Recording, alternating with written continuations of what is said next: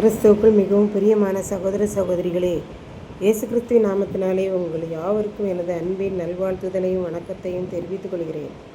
இன்றைய பகலின் குளிர்ச்சியான நாளின் தியான வசனம் நெகேமியா 2ஆம் அதிகாரம் 3ஆம் வசனம். நகரம் பாழானதும் அதன் வாசல்கள் அக்கினியால் சுட்டரிக்கப்பட்டதுமாய் கிடக்கும்போது நான் துக்க முகத்தோடு இராதிருப்பது எப்படி என்றேன்.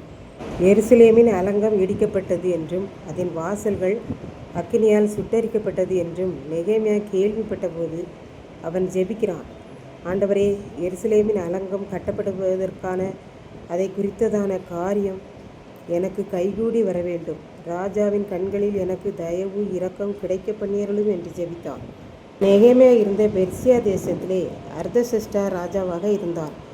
20ஆம் வருஷம் நிசான் மாதத்திலே ராஜாவுக்கு முன்பாக திராட்சை ரசம் வைக்கப்பட்டிருந்தது. அவன் தான் ராஜாவுக்கு ஆகாரம் கொடுக்கிற பதவியில் இருந்தபடியினாலே அவன் அந்த திராட்சை ரசத்தை எடுத்து ராஜாவுக்கு கொடுத்தான். அதற்கு முன்னால் ராஜாவுக்கு ஆகாரம் கொடுக்கும் போதெல்லாம் அவன் ஆண்டவரை தேடுகிற யூதனாய் இருக்கிறபடினாலே மிகவும் சந்தோஷமாய் சிரித்து கொண்டே ராஜாவுக்கு ஆகாரம் கொடுப்பான். ஆகவே இன்றைக்கு அவன் ராஜா அவனை பார்த்து, நீ துக்கமுகமாய் இருக்கிறது என்ன? உனக்கு வியாதி ஒன்றும் இல்லையே, இது மனதின் துக்கமே ஒழிய வேறு அல்ல என்றார். அப்பொழுது அவன் மிகவும் பயந்தான். ஐயோ, நான் துக்கமாய் இருக்கிறேனே, ராஜாவுக்கு தெரிந்துவிட்டதே, ஒருவேளை இவன் சரியல்ல என்று சொல்லி என்னை வேலையை விட்டு பதவியை விட்டு தூக்கி விடுவாரோ என்று எண்ணி பயந்து போனான். அவன் பயத்தோடே ராஜாவிடம், ராஜாவே, நீர் வாழ்க.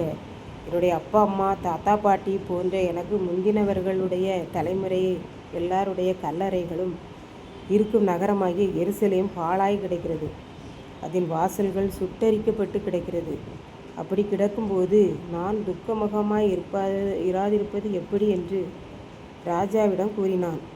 அவன் யூதாவில் அல்லாமல் அந்நிய நாடாகிய பெர்சியாவின் மேல் நல்ல உயர்ந்த பதவியில் அரமனையில் ராஜ வாழ்க்கை வாழ்ந்து கொண்டிருந்த போதும் தன்னுடைய சொந்த நாட்டிலே ஆலயத்தின் அலங்கத்தை இடித்து விட்டார்கள், அதன் வாசல்களை சுட்டெரித்து போட்டார்கள் என்று கேள்விப்பட்ட மாத்திரத்திலே அவன் முகம் துக்கப்பட்டு மனது வாடி போயிற்று.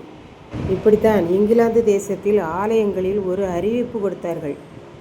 இந்தியா என்கிற ஒரு நாடு இருக்கிறது. அங்கே மனிதர்கள் விலங்கு தோள்களையே ஆடைகளாக உடுத்துகின்றனர். பெரும்பான்மையான மக்கள் ஆடைகளை அணிவதில்லை.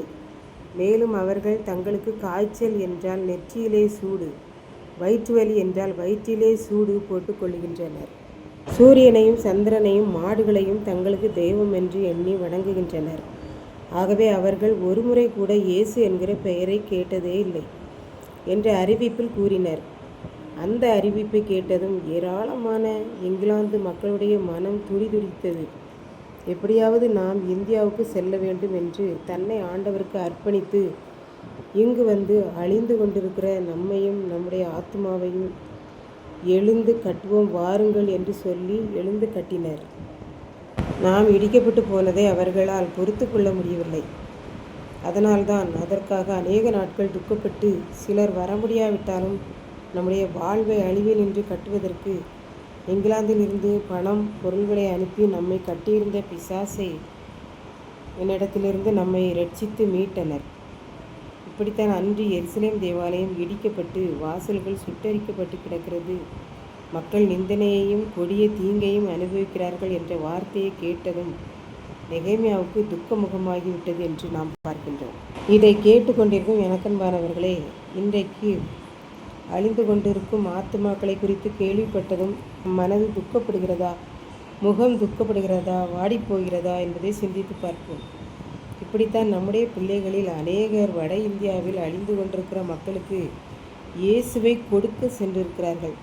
நாமும் ஜெபிப்பது கொடுப்பது மூலமாக இடிந்து போன சுட்டரிக்கப்பட்ட நிலையில் உள்ள ஆத்துமாக்களுக்காக நாம் திறப்பிலே நின்று துக்கமுகத்தோடு ஜெபித்து பாடுபடுவோம்.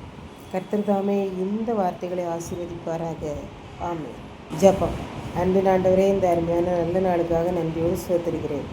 இப்பொழுதும் இந்த வார்த்தைகளை கேட்டுக்கொண்டிருக்கிற ஒவ்வொரு பிள்ளைகளும் ராஜாவாகிய உமக்கு முன்பாக இடிக்கப்பட்டு சுட்டரிக்கப்பட்ட ஆத்துமாக்களுக்காக துக்கப்பட்டு உன்னிடம் கெஞ்சி மன்றாட அருள் புரியும். மீட்பர் இயேசு கிறிஸ்துவின் நாமத்திலே தாழ்மையோடு வேண்டிக் கொள்கிறேன் பிதாவே. ஆமென்.